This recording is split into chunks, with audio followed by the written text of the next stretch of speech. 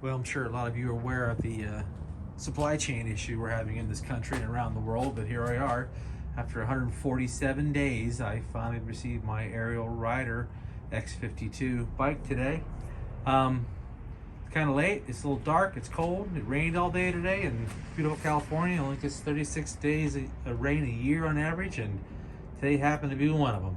So I'll probably open this up a little bit later, and we'll continue this video once I get this thing unboxed, and we'll go through the assembly and first impressions and then take a little ride.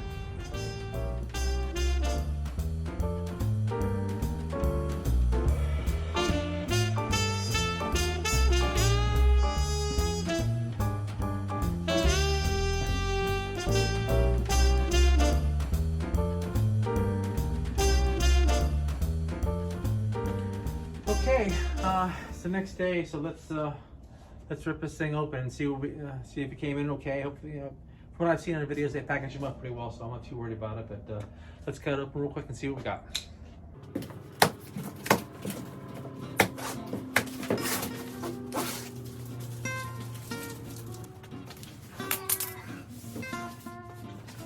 Box inside a box, so this thing's really packaged up well, so I'm not too worried about finding any concealed damage.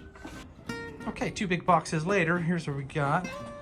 As you can see, it's packed up well. I mean, the boxes were thick cardboard, real heavy duty. I mean, just first appearance, everything seems to be okay. So let's start tearing off the rest of this packing. There's a box back there for some parts. Comes with another box here. We'll see what's in there. Look through the front like this. All right, let's go at it and see what we got.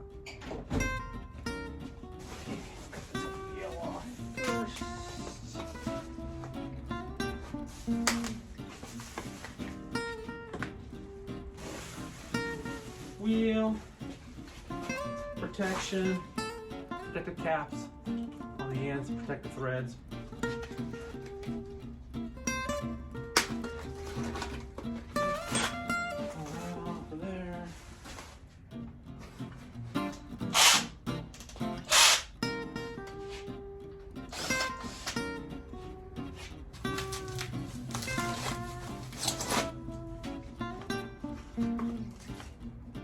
Getting things semi together to make this thing a little more manageable through the rest of the process.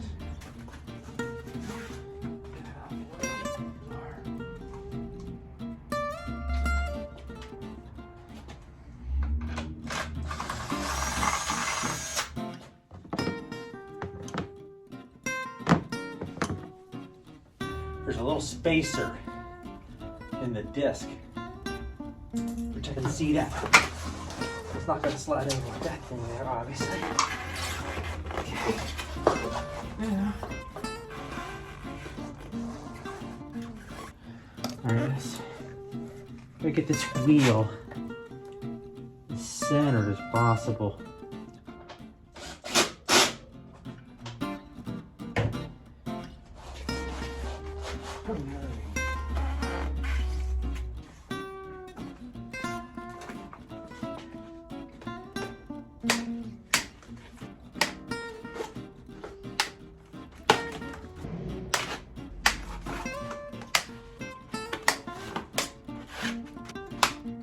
A lot of pre-assembly's done, so it's not a lot to it. I gotta get that wheel lined up.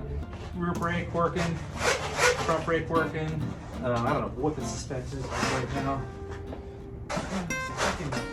After we ride it a bit, we'll see if we like the suspension the way it is, or we'll see if there's something we want to change. Let's find the pedals, the headlight, and that front fender.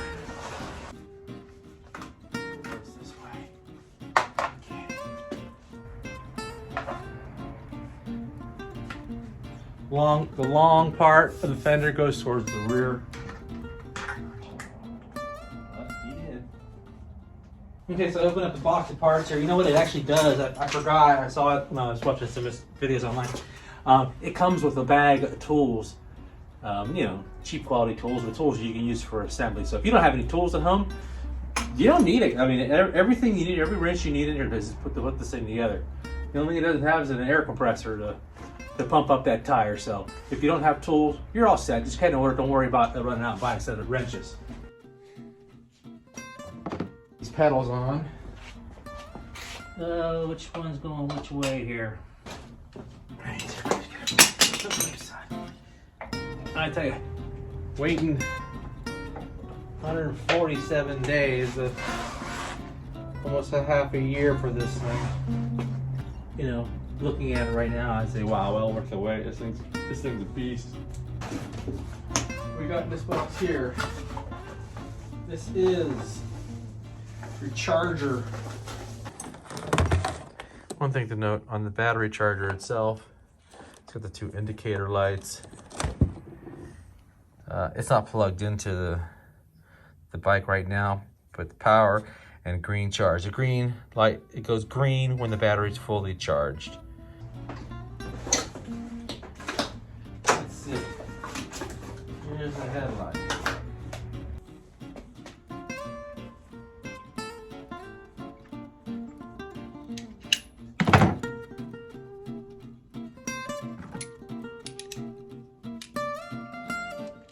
Okay, let's get this over here.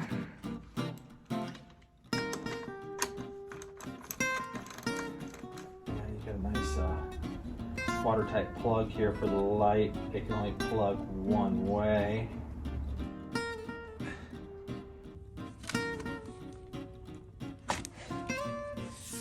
Okay. Woo! That's a heavy battery. Okay, so you just take the bottom corner, you drop it right in like that, and then it just rocks right into place. Locks automatic, you just gotta use the key to unlock it. Okay, so it's completely assembled now. I got my accessories on. The only thing I put on was the side mirrors and the bag for now. I don't think there's anything else I'm really gonna buy. I'm probably gonna buy the longer saddle in case my wife wants to hop on too. The overall capacity on the bike with gear and passengers is 320 pounds. So far, very impressed with the build quality. It's just a well-built machine. Very heavy duty, not super overweight. Nothing I would think I would consider, like if you were living in an apartment or something like that and you had to go up and down stairs, probably not the bike for you. This is more of a ground level kind of ride. I couldn't see hauling this up and down steps or getting into an elevator or anything like that very easily. Probably not your daily commuter to work, unless you're able to, you work on the ground floor, you can drag it right into your office. Once the unit's powered on, the display, it's a really super simple display. You got the mode button down here, gives you average, max. There's a trip meter right now, 0. This one's all cleared out. You get the battery indicators. It starts out at 5 bars. This is your pedal assist indicator. That's where you are pedal assist wise. You can just short press up on that. I've unlocked this so I can go all the way up to 9. That's 0 pedal assist. And if you want to turn the headlight on, you're just going to take the up button and press and hold it for a couple seconds. Display lights up. Headlight comes on, as well as the tail light. Same thing to turn it off, hold, it goes off. One thing to note too, the tail light is also a brake light, and squeezing the brake engages the brake light. So one thing to note on the front shock adjustments, you have a travel adjustment here. So that's wide open travel. It'll travel as far as, you know, as far as you push it. And if you go all the way this way towards the arrow, towards the lock, it locks it. Now there's no travel on at all. It's just like a straight fork. So I'm gonna run it back about halfway through. Like I said, I won't be doing any kind of off-road, so I won't need all this. This is just your stiffness overall. Plus it's gonna make it stiffer. And then mounts is gonna make it looser. So like I said, depending on your weight and your style of riding and what you're gonna be riding on as of what you're gonna want to set it at. I'm just gonna try it in the middle to start with and see how I like it and take it from there. The rear shock has the rebound adjustment. Yes, get some light in here on this thing. Rebound. S, soft, F firm. So a firmer rebound, it's gonna be that way. It means it's gonna be right a little bit stiffer, and it's gonna be a little sharper in its rebound. And then going back the other way should make it a little bit of a softer ride. I counted about, you hear some audible clicks there. I counted 14 clicks, so I'm just putting it in the middle, like 7 clicks halfway through to see how it is for my style of riding, what I'll be doing on it. Had some mixed reviews on the internet about these grips and then the design. I kind of like it because your palm just rests there so nice when you're just cruising along. It's a nice place to lay the palm of your hand on, right there. Boom, nice. I like it like that. The twist grip. There's been some people that say, "Oh, they wish it had a thumb paddle." I could kind of see where that would be better, a thumb, because you know you got a nice grip like this, and just a thumb action here would probably be pretty cool. The twisting seems like, okay, I gotta loosen up. I gotta loosen up over here to be able to, you know, get a twist on it. So I don't really have, you know, a solid grip, but overall, I kind of like the design. I think it's pretty comfortable for riding.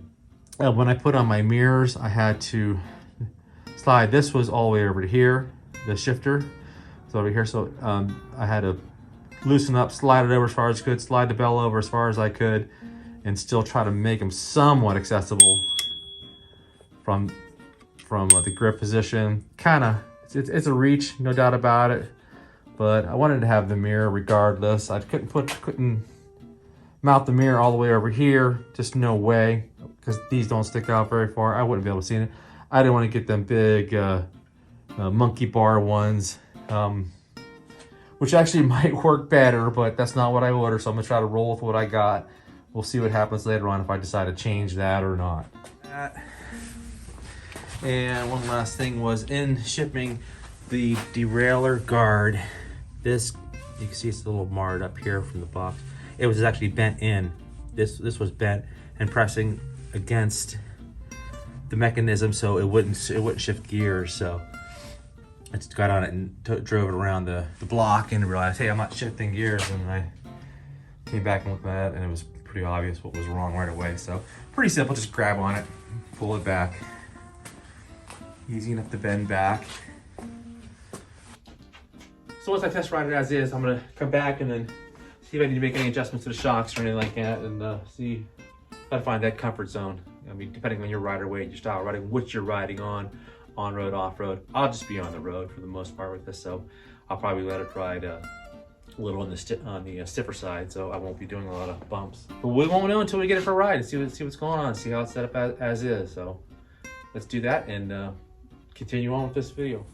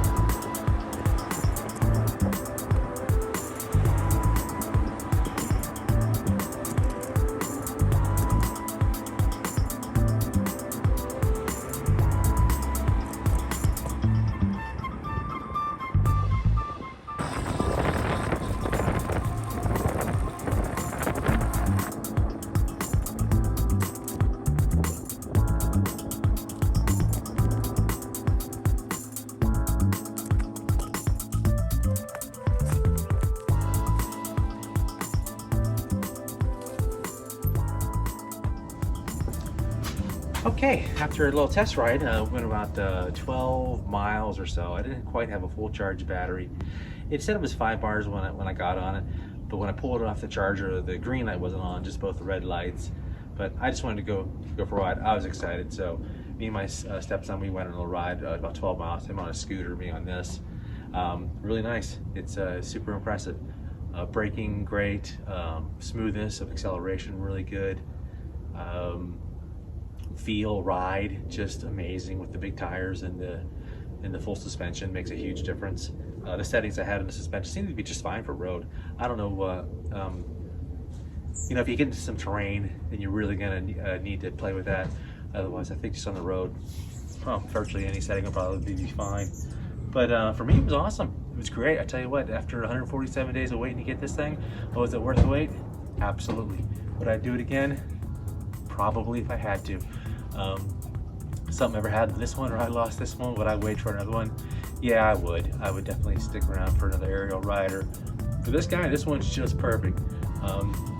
Thanks for watching. I hope you guys got a little something out of this video. I know there's a lot of videos out on these bikes, but I couldn't not do my own video since I waited so long for this. The anticipation was just killing me. So anyway, thank you for watching. Hope to see you on the next one. Have a nice day.